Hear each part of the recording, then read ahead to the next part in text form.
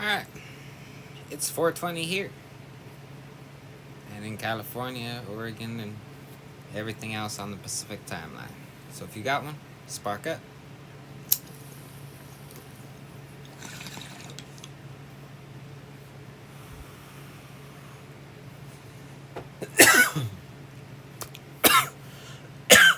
Alright. Part 10 of When Will Jesus Bring the Pork Chops? Let's get to it. Here's something I don't care about in a movie or a TV show. A blind girl. This is the story of a blind girl who, click! You know what? As far as I'm concerned, there's nothing they can do with a blind girl. Well, maybe a couple of things, but there's nothing they can tell me about a blind girl that's going to interest me. I don't care that she's blind. I don't care if she learns how to communicate with geese. I don't care if she can identify 300 different flowers from their... Side note, I'll never forget this one preview I saw. It was years ago. But this one chick was talking about, I wish I could see what it was like to be blind. But you can't see what it's like to be blind because you can't see shit if you're blind.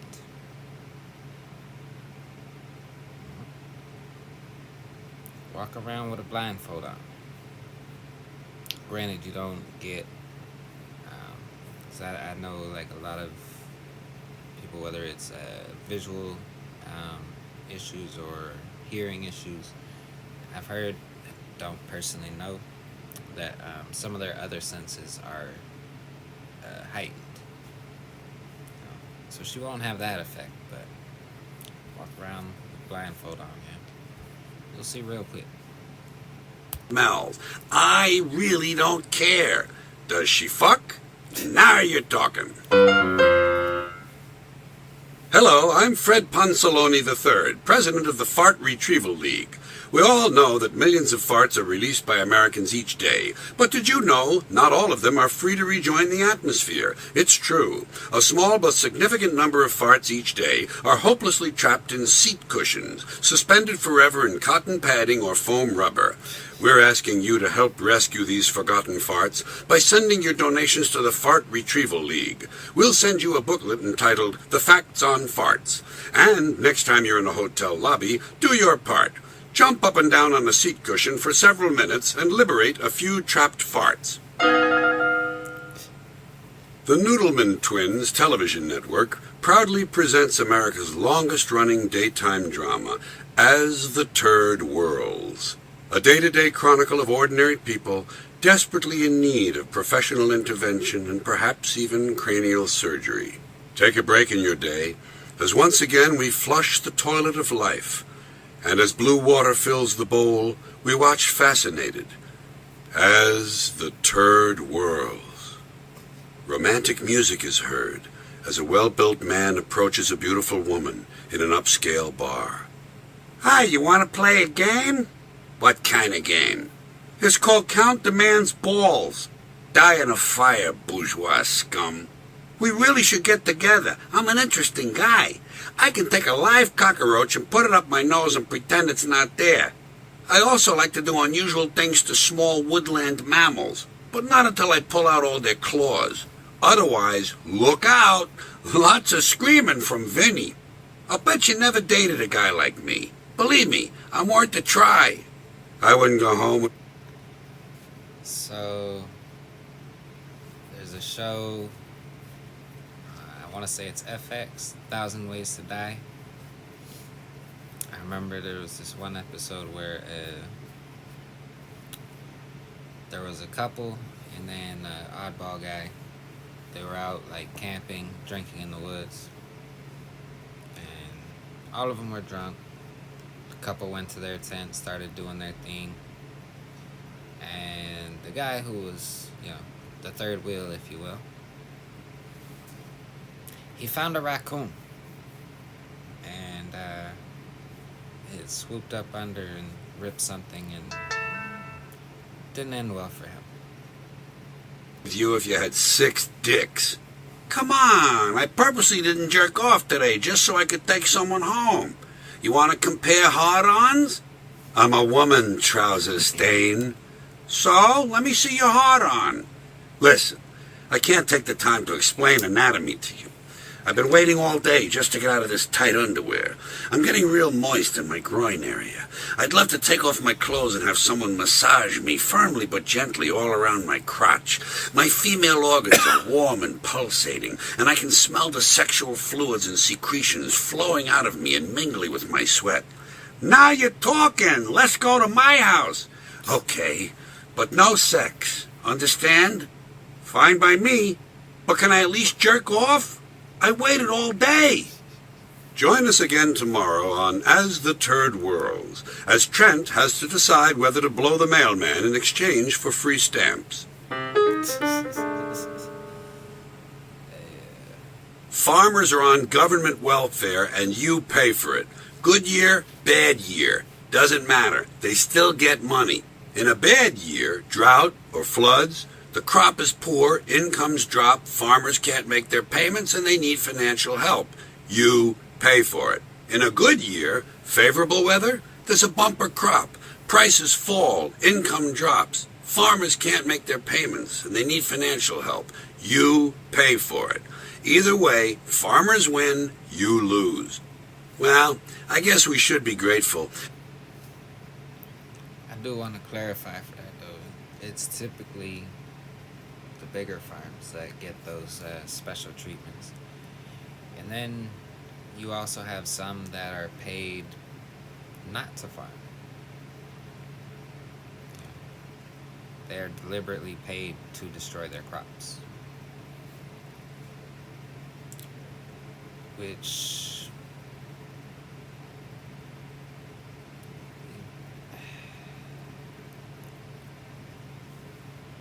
you know,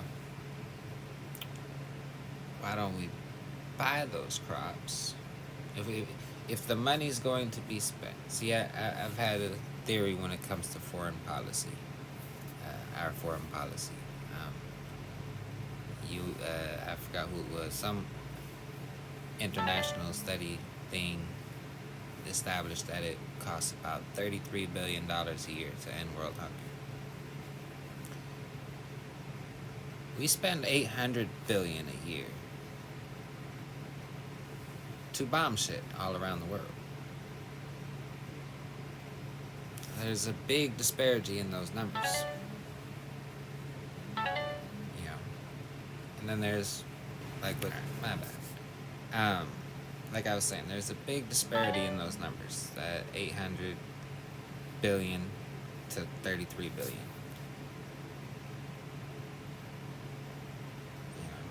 Then there's also this money we're paying to destroy crops, to purposefully destroy crops for the sake of controlling the price.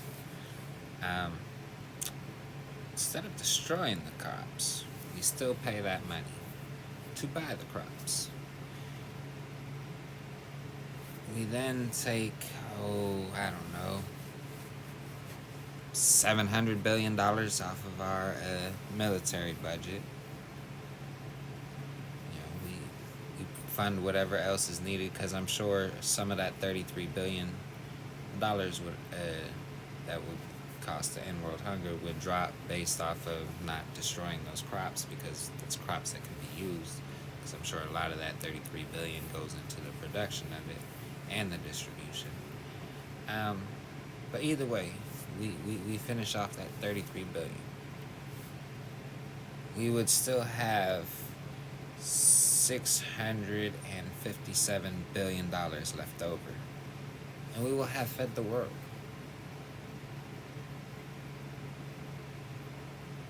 Who's gonna bomb us? Nobody's going hungry. No one's desperate. Because that's what causes desperateness. They say when the food gets low, revolution is near. That's why we sanction countries into poverty, to hope that the food gets low enough so that the people will then revolt against the government that we don't like. Because we're engaged into too many actual conflicts at the moment to be in all these other places at once. So we try to do some the long game. I believe in the 90s sanctions that came from Bush Sr. and Bill Clinton. What did they kill? Over 1 million people? Mostly women and children? Either way, let me get off my soapbox. At least there's plenty of tasteless food, all safely sprayed and filled with contaminants. You know, bless us, O Lord, and these thy gifts.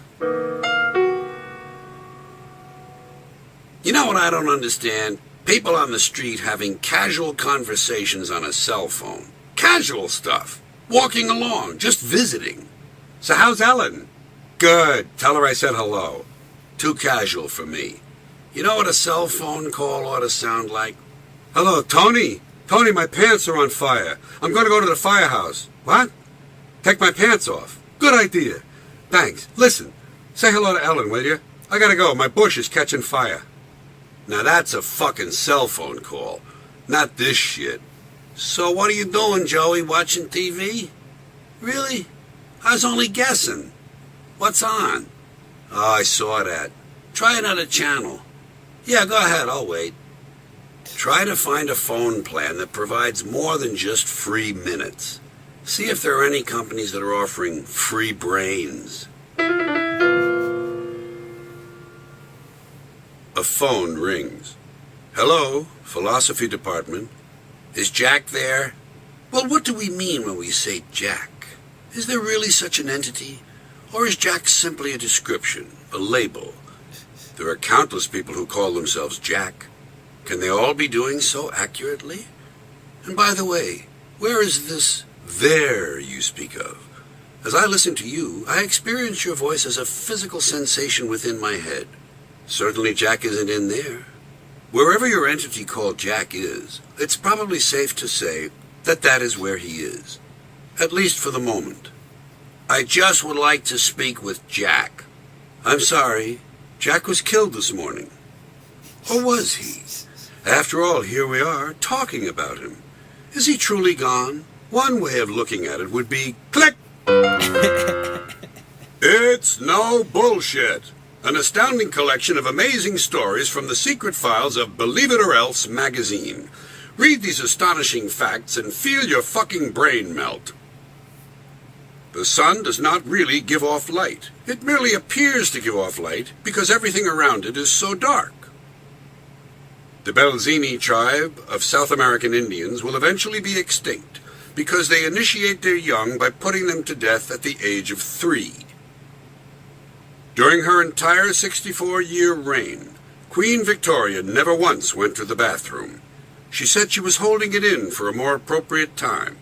Her words were, "We don't have to go just now." Indianapolis, the capital of Indiana, is actually located in Brazil. It only seems to be in Indiana when viewed on a map.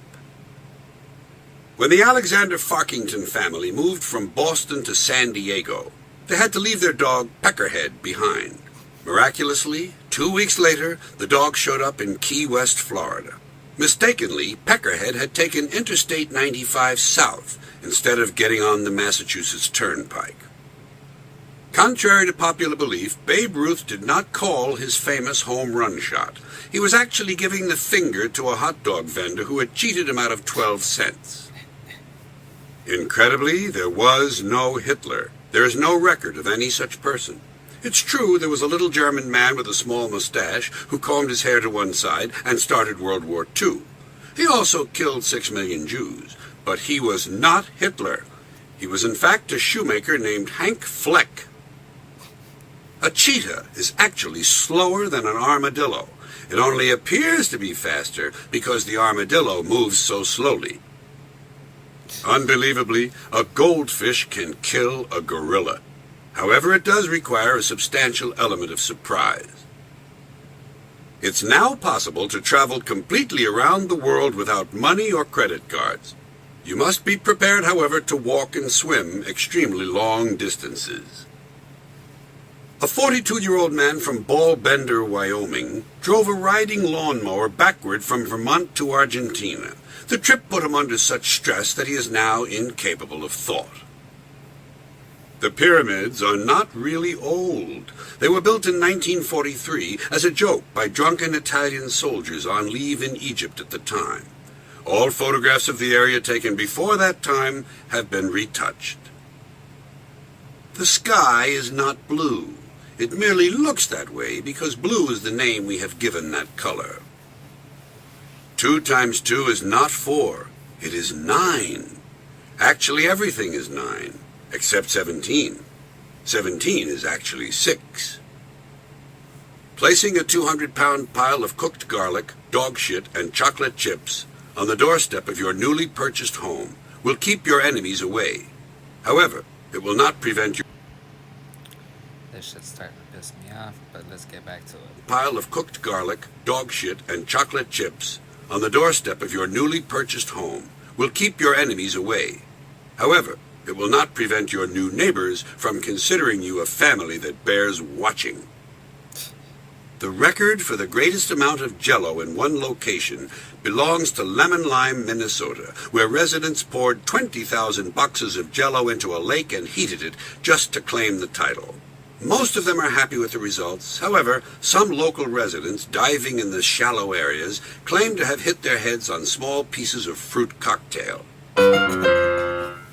Here's one more thing you don't need that costs too much and won't last long, even if you've never had credit before, even if you owe money, even if you're bankrupt, even if you don't intend to pay. We don't care. Thousands of customers come back to us year after year, and they all say the same thing. Please give us our money back. Remember, it costs a little more, but it doesn't work as well, and it's loaded with things you can't pronounce. Special prices for senior citizens. Triple. Don't forget, we're big enough to give you a good fucking and small enough to smile while we're doing it. Usually when you go to someone's house, they offer you coffee. They say, "You want some coffee?" I tell them, "No thanks, I have coffee at home, but I could use a little pancake mix." I try to get things I need. If I don't need coffee, I'm usually prepared with options. Do you have any of those Chef Boyardee SpaghettiOs? The ones with the little hunks of weenie in them? Good. I'll take a couple of cans of them. Large if you have them. By any chance, you don't have any Hebrew alphabet soup, do you? Nah. Okay, I didn't think so. How do the wax beans look today? Oh, the produce didn't come in yet. Well, I guess you better just give me a couple of rolls of toilet paper and some glass wax and I'll be on my way. I gotta get over to Farley's house and do my drugstore shopping. He's having a special on gauze pads. Be a smart shopper and don't forget to bring your coupons. I'd like to talk to you about fruit-flavored teas. These would be teas that are flavored like fruit. Fruit-flavored teas. You need to understand that. These are not fruits. They're teas, but they taste like fruit, all right? They have names like strawberry kiwi, lemon berry, orange mango, wild cherry, blackberry, and cranberry. They taste like fruit, and they sound like fruits too, don't they? They're not. They're teas. Fruit-flavored teas. And frankly, I don't understand this. Personally, I've always been of a mind that if you're looking for fruit flavor, if you're genuinely interested in something that tastes like fruit, and you find yourself in the tea section, you're probably in the wrong aisle. My advice is, if it's fruit flavor you're after, play it safe. Go ahead and get some fruit. I have found in my experience that fruit almost always turns out to be a reliable source of fruit flavor. Another good place you may wish to look for fruit flavor would be in fruit juice. Fruit juice is made by squeezing the juice out of the fruit. Perhaps that's why they call it fruit juice. It doesn't taste like tea. For tea taste, you would need to get some tea. So let's sum this up. If it's fruit flavor you want, you can't go wrong with fruit. Or, as I pointed out, fruit juice. Don't be ordering tea. Tea has a tea flavor. It's not like fruit. It's more like tea. If you want tea, I say order tea. That's a different experience. It's known as having tea. By the way, have you ever noticed there are no tea-flavored fruits? Take a clue from nature. I don't understand why a chocolate dessert should include raspberries or strawberries. Intrusions of that type spoil the dessert. Leave the chocolate alone. It was doing fine by itself. I mean, here I am, innocently sitting at my table, waiting for I ain't gonna lie.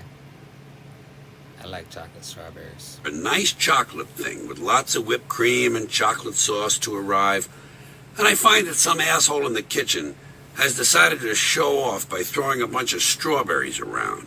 Chef's ego. Strawberries belong in strawberry shortcake, not in chocolate desserts. I wouldn't want a bunch of chocolate in my strawberry shortcake, would you? No.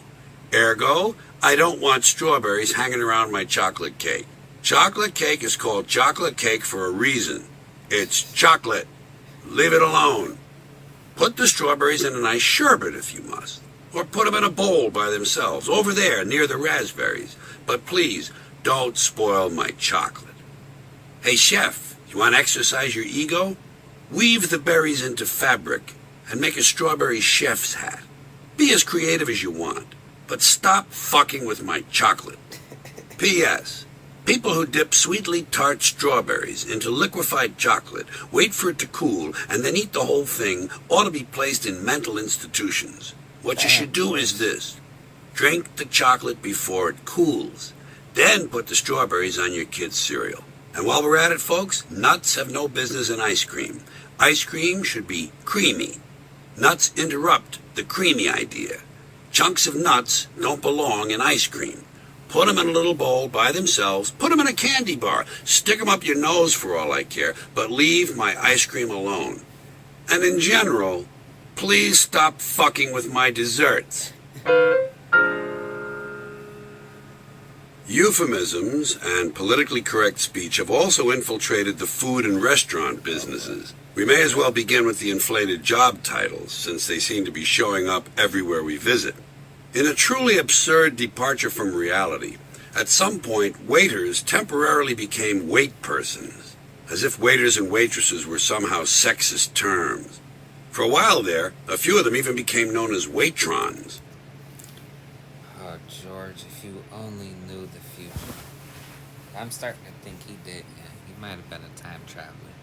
Until everyone involved simply refused to call them that. Now they seem to have settled on servers.